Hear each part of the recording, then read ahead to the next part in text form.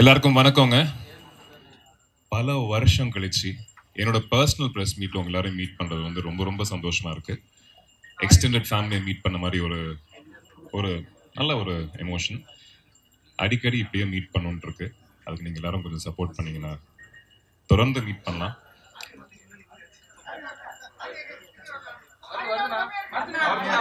Check check check okay என்ன? So என்னதான் நம்ம படம் ப்ரெஸ் மீட் அப்படிலாம் மீட் பண்ணா கூட ஒரு பர்சனலாக மீட் பண்ணும்போது நீங்கள் கேட்குற கேள்வியாக இருக்கலாம், இன்னும் கொஞ்சம் இன்ஃபார்மலாக ஃபன்னாக ஜாலியாக எப்பயுமே இருந்திருக்கு எனக்கு. இன்றைக்கும் அந்த மாதிரி இன்ட்ராக்ட் பண்ணுறதுக்கு நான் வந்திருக்கேன். So I hope all of you had good food and comfortable. So will start the கொஸ்டின்ஸுங்க.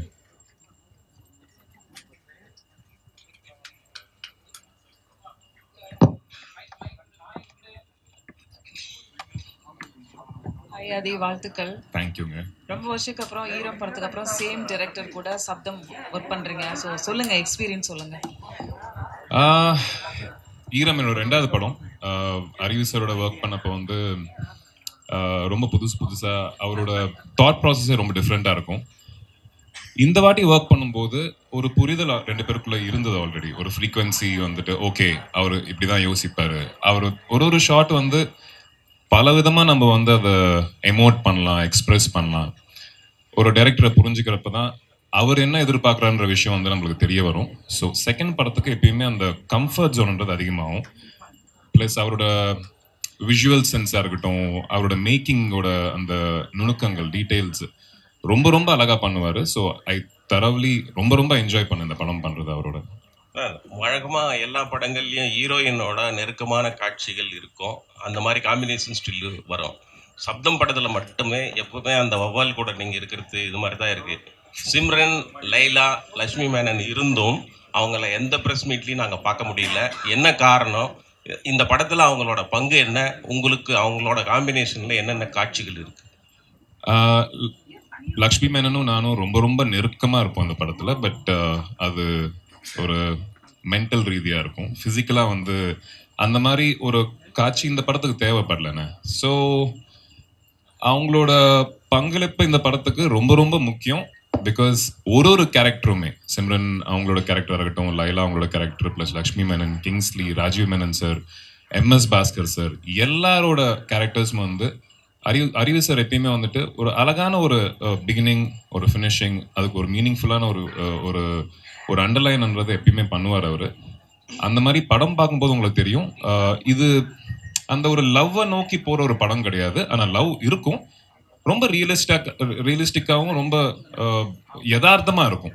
So இப்போ ஆஃபீஸில் ஒரு லவ்னு வச்சுக்கோங்களேன், நம்ம கொலீகை நம்ம லவ் பண்ணும்போது அங்கே போயிட்டு நம்ம சினிமாவில் பண்ணுற மாதிரி பண்ணிகிட்டு இருக்க மாட்டோம். ஒரு கான்வர்சேஷன் இருக்கும்.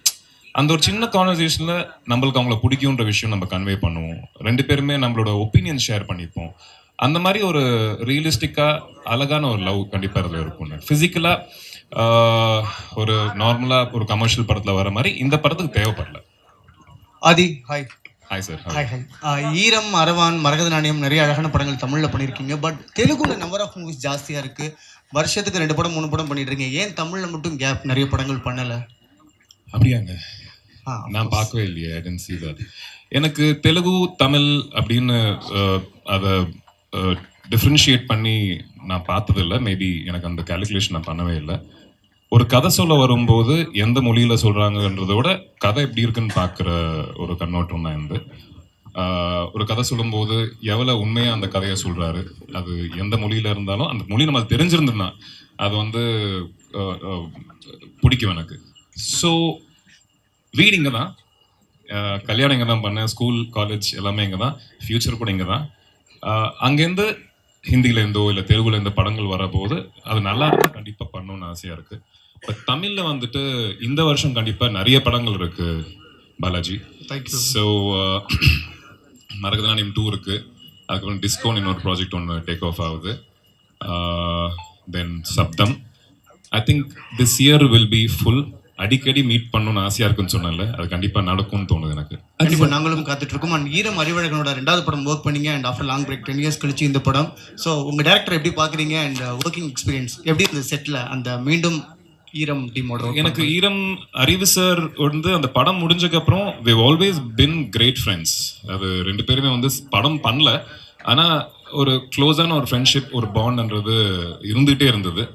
நிறைய படங்கள் நடுவில் பேசுவோம் பண்ணணும் அப்படின்ட்டு. பட் படம்ன்றது நாங்கள் ரெண்டு பேரும் மட்டும் நினைச்சா பார்த்தாது இல்லை, ஒரு டீம் ஒன்று வரணும் அதுக்கு.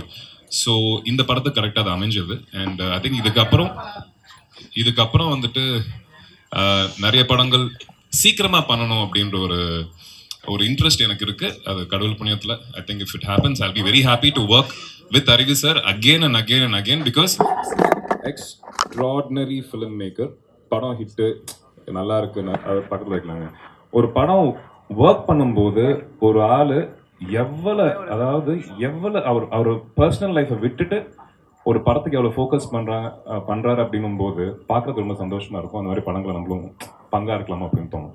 இந்த படத்தில் வந்து சவுண்ட் இன்ஜினியராக நடிச்சிருக்கீங்க. இங்கே சவுண்ட் இன்ஜினியராக நடிச்சிருக்கீங்க. அந்த சவுண்ட் அனுபவங்கள் எப்படி இருக்குது? சவுண்ட் இன்ஜினியர் பற்றி உங்களோட கருத்து என்ன? Sir பேரனாமல் investigator sir. அதாவது பார்க்கறதுக்கு அப்படி தான் இருக்கும். அந்த பூம் ராடு ஹெட்ஃபோன்ஸ் எல்லாம் பார்க்கும்போது சவுண்ட் இன்ஜினியர் மாதிரி தான் இருக்கும். அது படத்தில் கூட ஒரு டைலாக் இருக்கும், யார் சார் ஏதோ எக்ஸிபிஷனுக்கு ஏதோ ஈவெண்ட்டுக்கு ஏதோ சவுண்டு கொண்டு வந்த மாதிரி இருக்கீங்க அப்படின்னு சொல்லுவாங்க ஒரு கேரக்டர். பேரனாமல் இன்வெஸ்டிகேட்டர்ன்றது புது கேரக்டர் சார். அந்த கேரக்டர் வந்துட்டு இந்தியன் சினிமாவில் இப்போ வரைக்கும் வந்ததில்லை. ஆனால் உண்மையிலேயே வந்துட்டு பேரனாமல் இன்வெஸ்டிகேட்டர்ஸ் இருக்காங்க. அதாவது ஒரு ஸ்பிரிட்டோட லைசன்ஸ் வச்சுக்கிட்டு ஒரு ஆஃபீஸ் வச்சுக்கிட்டு கம்யூனிகேட் பண்ணுறதுக்கு ஆட்கள் இருக்காங்க. ஸோ அந்த மாதிரி ஒரு ரோல் தான் ப்ளே பண்ணியிருக்கேன். அது கேட்டப்பே எனக்கு ரொம்ப இன்ட்ரெஸ்டிங்காக இருந்துச்சு. நிறைய ரோல்ஸ் ப்ளே பண்ணுவோம் நம்ம ஆக்டர்ஸாக. ஒரு புதுசாக யாருமே ப்ளே பண்ணாத ஒரு ரோல் ப்ளே பண்ணும்போது அது ஒர்க் பண்ணும்போதே ஒரு இன்ட்ரெஸ்டிங் ஃபேக்டர் இருக்கும். ப்ளஸ் அறிவு சார் வந்து நிறைய ரிசர்ச் பண்ணி அதுக்கான விஷயங்கள்லாம் வந்துட்டு எக்ஸ்பிளைன் பண்ணப்ப எனக்கும் புதுசாகவும் இன்ட்ரெஸ்டிங்காக இருந்தது. இதுல பாலகிருஷ்ணா கூட அகண்டா 2 நடிக்கிறீங்க. அவர் இந்த படத்தை பத்திலாம் பேசினாரா? அவரோட இது எப்படி? அவர் பார்த்தாருங்க, ட்ரெய்லர் பார்த்தாரு, சூப்பர்గా ఉంది அப்படின்னாரு. ரெண்டாவது வாட்டி திருப்பியும் போட்டு பார்த்தாரு. ஸோ அந்த படத்தில் அந்த பேட்கான பங்களிப்பு என்ன பண்ணுது அந்த பேட், அந்த கான்செப்ட் பற்றிலாம் தெரிஞ்சுக்கிட்டாரு. ஐ திங்க் தெலுங்குல கூட ரிலீஸ் ஆகுது படம். அவரையும் பார்க்க வைக்கணும்னு ஆசையாக இருக்குது. பார்த்தாருன்னா சூப்பர். அது சார், நீங்கள் வந்து நிறைய படத்தில் ஹீரோ நடிச்சிருக்கீங்க, ஆனால் சில படத்தில் வந்து negative role and villain character பண்ணுறீங்க. உங்களுக்கு எது பிடிச்சிருக்கு? கேமரா முன்னாடி நிற்கிறது பிடிச்சிருக்கு. ஆக்சுவலாக என்ன நிறைய பேர் என்ன சொல்லுவாங்கன்னா, ஹீரோ பெரிய ஹீரோ கூட எனக்கு நெகட்டிவ் ரோல் கொடுத்தாலும் சரி வில்லன் ரோல் கொடுத்தாலும் சரி ரொம்ப நல்லா இருக்கு, கம்ஃபர்டபுளாக இருக்கு அப்படி இல்லை. என்ன சிம்பிளுங்க, இப்போ நீங்கள் நல்லவர் நான் கெட்டவன் வச்சுக்கோங்களேன். சும்மா கெட்டவனுக்கு வந்து அவன் என்ன வேணாலும் பண்ணலாம், ஆனால் நல்லவன் வந்துட்டு பிரின்சிபல்ஸோட வாழ்வான். ஸோ பிரின்சிபல்ஸோட வாழ்றது வந்து நம்ம நிறைய படங்களில் பார்த்துருப்போம். ஒரு ஹீரோவாக பண்ணும்போது அதுக்கான அதாவது வேரியேஷன்ஸ் ரொம்ப கம்மியாக இருக்கும். கெட்டவனுக்கு அந்த ஒரு பவுண்டரியே இருக்காது, அவன் என்ன வேணாலும் பண்ணலாம். ஸோ அந்த மாதிரி ஒரு ஆக்டரா பார்க்கும்போது வில்லன் பண்ணும்போது கொஞ்சம் இன்ட்ரெஸ்டிங்கா இருக்கும். பதில் வரலையே சார். என்ன பதில்? அதானே, வில்லன் பண்ணும்போது இன்ட்ரெஸ்டிங்கா இருக்கும். ஆனா இப்ப 2 பேருமே வந்து ஒரே மாதிரி தானே இருக்கிறாங்க. ஹீரோவும் வில்லன் மாதிரி தானே இருக்கிறாரு. பல பேர் வந்து படம் தானே வருது. ஐ திங்க் அப்படி இருந்தாதான் பிடிக்குது இல்லைங்க எல்லாருக்குமே. ஸோ என்ன பிடிக்குதோ அதுக்கு ஏற்ற மாதிரி தான் பண்ணணும். மிருகம் எத்தனையோ இன்டர்வியூ நீங்க பண்ணிருக்கீங்க. உங்களை எத்தனை பேர் இன்டர்வியூ எடுத்திருப்பாங்க. ஆனா லாஸ்டா இப்போ உங்க ஒய்ஃப் உங்களை இன்டர்வியூ எடுத்தாங்க, அதுல கூட ஒரு விஷயம் சொல்லியிருக்கீங்க. எப்படி இருக்குது அவங்க உங்களை இன்டர்வியூ எடுக்கும் போது? ரொம்ப ரொம்ப நல்லா இருந்தது. தேங்க்ஸ் டு நிக்கி. கேட்டேன் இந்த மாதிரி ப்ரமோஷன்ஸ் இன்னும் தேவைப்படுது படத்துக்கு, ஏதாவது இன்ட்ரெஸ்டிங்காக பண்ணணும் அப்படின்போது ஒரு ஐடியா வந்தது.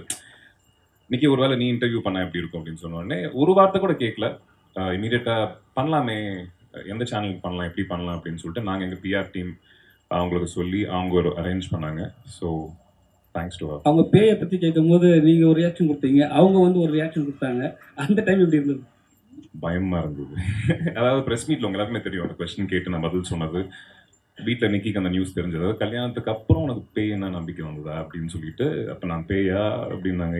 இல்லைம்மா அப்படி இல்லை, அதுக்கு முன்னாடி ஒரு கதை இருக்குது, அதுக்கு பின்னாடி ஒரு கதை இருக்குன்னு சொல்லிட்டு ஃபுல்லாக சொன்னதுக்கப்புறம் ஓகே ஓகே. இப்போ நீங்கள் நடித்த படம் எல்லாருமே சிறப்பாக தான் நடிச்சிருக்கீங்க. இருந்தாலும் அரவான், மிருகம் இந்த 2மே வந்து ரொம்ப குறிப்பிடத்தக்க படங்கள். உங்கள் ரோல் அரவான், மிருகம் 2மே வெற்றி தோல்வியை தாண்டி அது ஒரு ஈர்ப்பான இன்னைக்கு மறக்க முடியாத கதாபாத்திரங்கள். அது இதில் வந்து இது 2வது பாகம் வர்ற மாதிரி எதுவும் ஐடியா இருக்குதா? அந்த மிருகம் 2 கூட அது மாதிரி வர்றதா கூட ஒரு செய்தியா அது யூகமானு தெரியல ஒன்று வந்தது.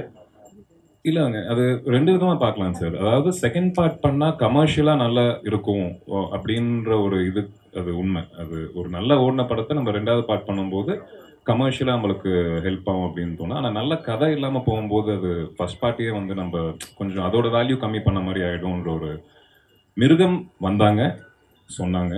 பட் அதில் அந்த அந்த ஒரு பலம், ஒரு ஆனஸ்டி எனக்கு இல்லைன்னு தோணுச்சு. அதனால நான் பண்ணல. வேற யாரை வச்சு பண்ணிக்கலாமா அப்படின்னு கேட்டேன். கண்டிப்பாக பண்ணிக்கலாங்க, அவங்க இஷ்டம், ப்ரொடியூசராக அது உங்களோட விருப்பம் அது அப்படின்னு சொல்லி சொன்னாங்க. அதை ஸ்டார்ட் பண்ணாங்களா இல்லையான்னு தெரியல.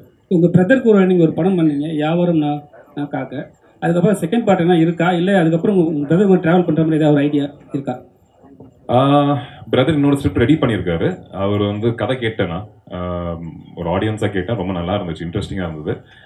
அவர் திருப்பி நடிக்க கூப்பிட்டா கண்டிப்பாக போவோம். எனக்கு இன்ட்ரெஸ்டாக இருக்கு நடிக்க. கல்யாணத்துக்கு முன்னாடி வந்து நீங்கள் சோலோவாக கதை கேட்பீங்க, இப்போ வந்து உங்கள் ஒய்ஃப் கூட சேர்ந்து கேட்பீங்களா? லவ் ஸ்டோரி ஏதாவது இருந்தா? இல்லைங்க, அவங்க ப்ரொஃபஷ்னலாக வந்துட்டு எங்களோட we are very independent.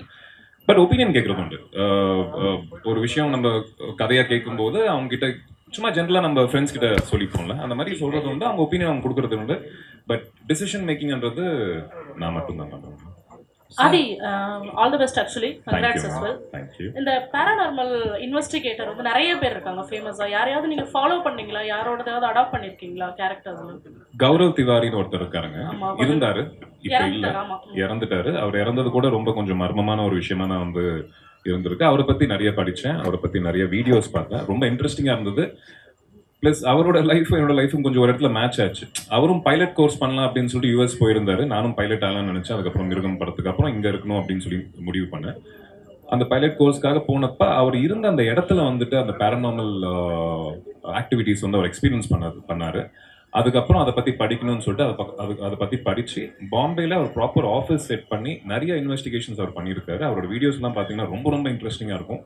So அவரை பத்தி படிச்சாங்க. எஸ் ஆதி சார், மிருகம் படம் வரும்போது அந்த கதை வந்து வேற மாதிரி இருக்கும். உங்கள் உடம்பு வேற அளவுக்கு ஸ்ட்ரெச்சர் இருக்கும். அந்த படம் எப்படி நீங்கள் உள்வாங்கினீங்க? அதுக்கப்புறம் அப்படியே திரும்பி பார்த்தா ஈரம், அப்படி வேற மாதிரி பேட்டர்ன். இந்த கதைகளை எப்படி ரொம்ப நாள் கழிச்சு இப்போ கூட பார்த்தீங்கன்னா ஈரத்துக்கு அப்புறம் தான் இந்த சப்தம் அந்த மாதிரிலாம் வந்துட்டு இருக்கு. ஏன் பார்த்து காலை வச்சுட்டு இருக்கீங்க? ஏன், என்ன விஷயம்?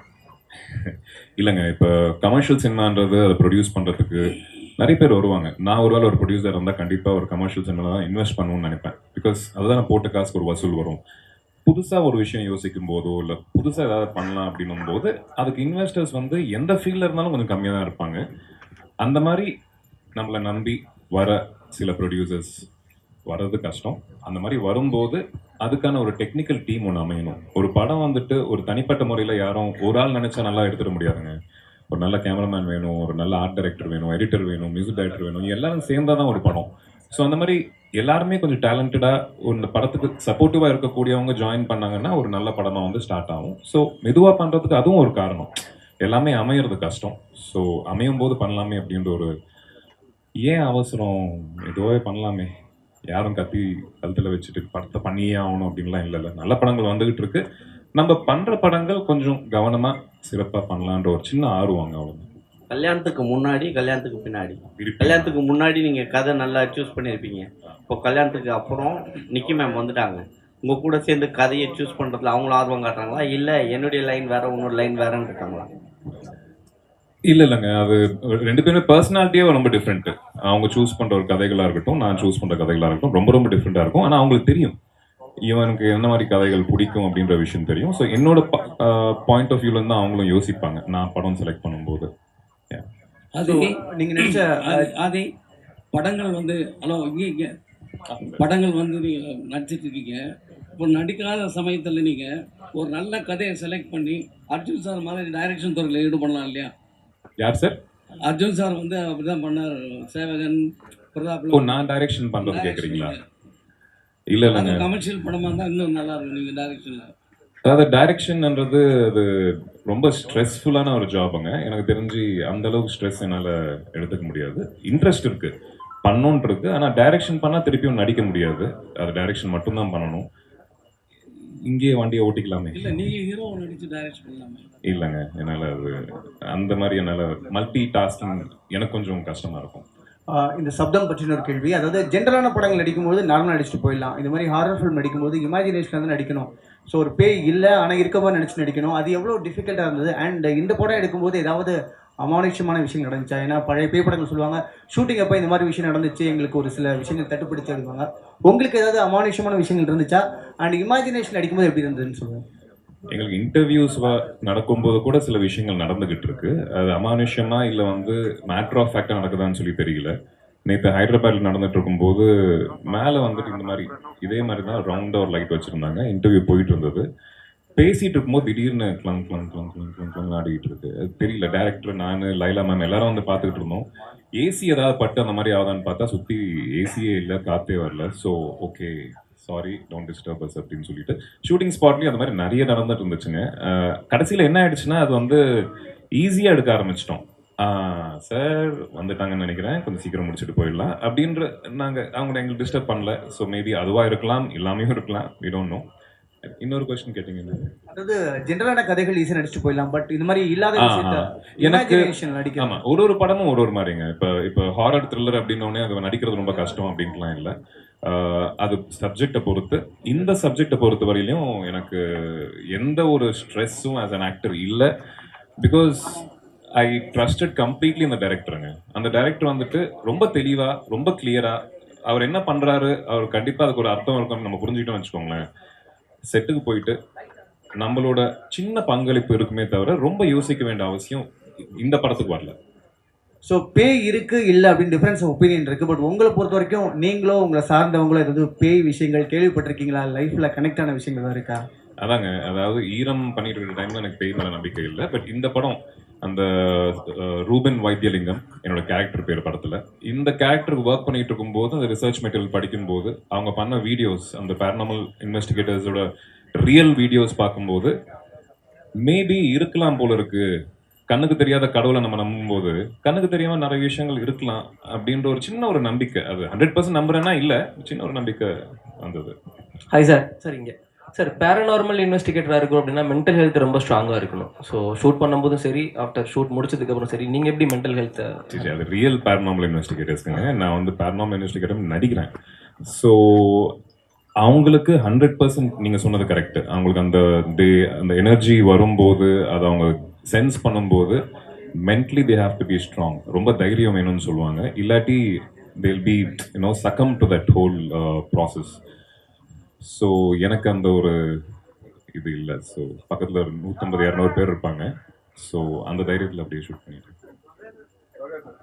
சொல்லுங்க சார். மரகதநாணயம் எப்படி இருக்க போதா, எப்போ வரப்போதா? நெக்ஸ்ட் மந்த் ஷூட்டிங் ஸ்டார்ட் பண்ணுறோங்க. அதே டீம், அதே set of actors. I think ஜாலியாக இருக்கும்னு நினைக்கிறேன் ஷூட்டிங்கு. நீங்கள்லாம் எப்படி வந்து ஆர்வமாக வெயிட் பண்ணுறீங்களோ எனக்கும் அந்த ஆர்வம் இருக்குது ஷூட்டிங் போகணுன்ட்டு. One more question. அண்ட் அரவான்ல தன்ஷிகா, அப்புறம் பத்மபிரியா, அவங்க நிறைய ஹீரோயின்ஸ், நிக்கி கல்ராணி வந்து நடிச்சிருக்காங்க. அதே மாதிரி பார்த்தீங்கன்னா டப்சி நடிச்சிருக்காங்க, குண்டல கோதரி. ஸோ முன்னாடி உங்கள் படங்களில் வந்து எந்த அளவுக்கு வேணும் நீங்கள் வந்து ஹீரோயின் நடிக்க மாட்டிக்கலாம். ஆஃப்டர் மேரேஜ் நிக்கிட்ட ஏதாவது கண்டிஷன்ஸ் இருக்கா? இந்த மாதிரி ரொம்ப க்ளோஸாக நடிக்கிறது அப்படிலாம் சொல்லியிருக்காங்களா, இல்லை ஓகேட்டாங்களா? இருக்கும், அது ஏன் இல்லாமல் இருக்கும். அதாவது கல்யாணத்துக்கு முன்னாடி அப்படின்னா ஒருவேளை சில ஸ்கிரிப்ட்ல இன்டிமேட் சீன்ஸ் இருக்கும்போது யார் பெர்மிஷனும் கேட்க வேண்டிய அவசியம் இல்லை. கதை நல்லா இருந்தால் போய் பண்ணிடுவோம். இப்போ பொண்டாட்டி கிட்ட கண்டிப்பாக கேட்டாகணும், நான் இந்த மாதிரி இருக்கு ஓகேவா அப்படின்னு ஒரு வார்த்தை கேட்கறது தப்பு இல்லையே. பட் நிக்கி கூட அவங்களும் சினிமா துறையில் இருக்கிறதுனால ப்ரொஃபஷ்னலாக இந்த கதைக்கு அது கண்டிப்பாக தேவைப்படுது அப்படின்னா அவங்க ஒத்துப்பாங்க கண்டிப்பாக. பட் தேவைப்படலான்னும் போது பிச்சு கொடுவாங்க. இன்னைக்கு இருக்க தமிழ் ஆக்டர்ல ஒரு ஆக்டருக்கு நீங்கள் வில்லனா நடிக்க ஆசைப்பட்டீங்கன்னா, கதைக்கு அந்த இது தேவைப்பட்டா கண்டிப்பாக பெர்மிஷன் உண்டு.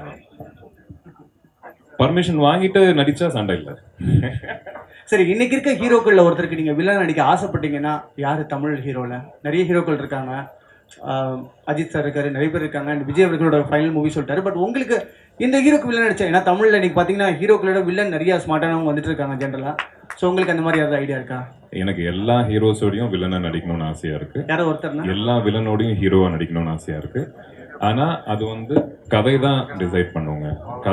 கதை தான் ஹீரோ ஃபர்ஸ்ட். அந்த கதையில வந்துட்டு நம்மளோட அந்த ஒரு ரோல் என்னவான்னு பார்த்து தான் டிசைட் பண்ணும். எனக்கு தெரிஞ்சு கேட்டிங்கன்னா அஜித் சாரோட கண்டிப்பாக நடிக்கணும்னு இருக்கு, விஜய் சாரோட நடிக்கணும்னு இருக்கு. பட் கதை அதில் என்னோட பங்களிப்பு என்ன அப்படின்னு யோசிச்சு தான் பார்த்தா நடிப்போம். சார் டைட்டில் உங்களுடைய ஈரம், சப்தம், மிருகம் இந்த மாதிரியான வரும்பொழுது வித்தியாசமான ஒரு வார்த்தைகள் உங்களுக்கு வருது உங்கள் படத்துக்கு டைட்டில். நீங்கள் ஏதாவது டைட்டில் சொல்லியிருக்கீங்களா இந்த டைட்டிலை விட வேற அளவுக்கு? டைட்டில் சஜஷன்ஸ் கொடுப்பேன் நான். சஜஷன்ஸ் கண்டிப்பாக எல்லாரும் டீமாக வந்து பேசுறது உண்டு. பட் முக்கால்வாசி டைட்டில்ஸ் என் டைரக்டர்ஸே வந்து நல்ல டைட்டில்ஸ் கொண்டு வந்துடுறாங்க. ஸோ சஜஷன்ஸ் கேட்குறது உண்டு, டிஸ்கஸ் பண்ணுறது உண்டு. எண்டு வந்து இப்போ வரைக்கும் நான் எதுவுமே நான் கொண்டு வந்த டைட்டில் வந்து படத்தில் எப்பயுமே வச்சதில்லை. பிகாஸ் அவங்களே நல்ல டைட்டில்ஸ் கொண்டு வரதுனால. தேங்க்யூ. தேங்க்யூங்க. Love you all. ரொம்ப ரொம்ப நன்றி.